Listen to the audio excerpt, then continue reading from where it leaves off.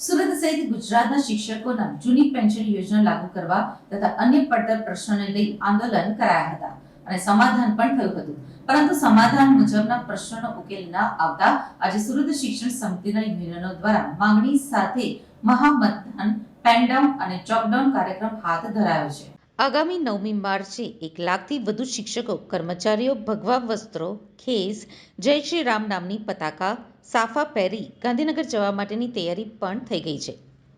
પડતર માંગણી તથા જૂની પેન્શન યોજના અંતર્ગત સરકાર સાથે વાટાઘાટનો ઉકેલ ન આવતા વિવિધ શિક્ષણ મંડળ ફરીથી આંદોલનના માર્ગે જઈ રહ્યું છે। થોડા દિવસ પહેલા ગાંધીનગર અને ત્યારબાદ સુરત ખાતે રાષ્ટ્રીય શિક્ષક મહાસંઘ સુરત મહાનગરની કારોબારી બેઠક મળી હતી, જેમાં આગામી દિવસોમાં રણનીતિ માટેની રૂપરેખા પણ તૈયાર કરવામાં આવી હતી। શિક્ષકોના યુનિયન દ્વારા વિવિધ કાર્યક્રમોની જાહેરાત કરી દીધી હોવા છતાં હજી સુધી સરકાર તરફથી કોઈ જ પ્રતિભાવ મળ્યો નથી, જેના કારણે સુરતમાં આવતીકાલે શિક્ષકો દ્વારા મહામતદાન, પેનડાઉન અને ચોકડાઉનના કાર્યક્રમ માટે તૈયારી કરી દેવામાં આવી છે।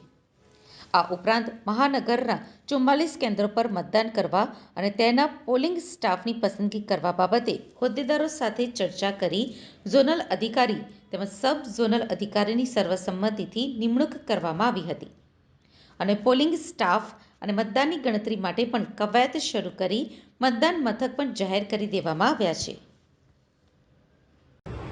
सुरेश जोशी, महामंत्री लिंबायत जोन, राष्ट्रीय शैक्षिक महासंघ, सूरत कॉर्पोरेशन। आज ने मतदान प्रक्रिया अंदर सूरत कॉर्पोरेशन 4 થી 4,500 शिक्षको मतदान में जोड़ानार छे ने तमाम मतदान करनार छे।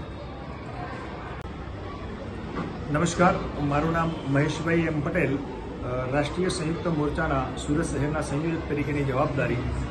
આજે સમગ્ર સુરત શહેરની નગર શિક્ષણ સમિતિની 44 શાળાઓને બૂથ તરીકે ઉપયોગ કરી અને નગર શિક્ષણ સમિતિના 4,500 કર્મચારીઓ પોતાના મત મૂકી અને સરકારમાં રજૂઆત કરનાર છે કે સરકારે સ્વીકારેલી ભૂતકાળની અંદર સ્વીકારેલી જે શિક્ષકના હકની માંગણીઓ હતી, વિધાનસભા ઇલેક્શન પહેલા 5 પ્રધાનમંત્રીઓ પ્રધાનમંડળની જે રચના કરેલી હતી પ્રધાનોની, અને એની અંદર જે માંગણીઓ સ્વીકૃત કરેલી હતી એ માંગણીઓ પૈકીની મુખ્ય માંગણી ઓપીએસ છે, ઓલ્ડ પેન્શન યોજના, એ આજ દિન સુધી શિક્ષક કર્મચારી કે અન્ય કર્મચારીને મળી નથી। એના માટે અવારનવાર કેટલા પ્રકારના કાર્યક્રમો સરકાર સમક્ષ આપેલા છે, પરંતુ છતાં સરકારે આજ દિન સુધી એને સ્વીકૃત કરી નથી। એ સિવાયની કેટલી માંગણીઓ છે કે જેને સરકારે આજ દિન સુધી સ્વીકૃત કરી નથી। એના માટે તમામ કર્મચારીઓ, શિક્ષક અને તમામ કર્મચારીઓ આ બેલેટનો ઉપયોગ કરી અને પડતર માંગણીઓ અમારી સ્વીકૃત થાય એના માટે સરકાર સમક્ષ મૂકનાર છે। અને આ બધા જ બેલેટ પેપર, સમગ્ર ગુજરાત રાજ્યના બેલેટ પેપરો આવતીકાલે ગુજરાત સરકારની અંદર જમા થશે અને ગુજરાત સરકારમાં આની રજિસ્ટ્રી વિભાગમાં એની નોંધ થશે।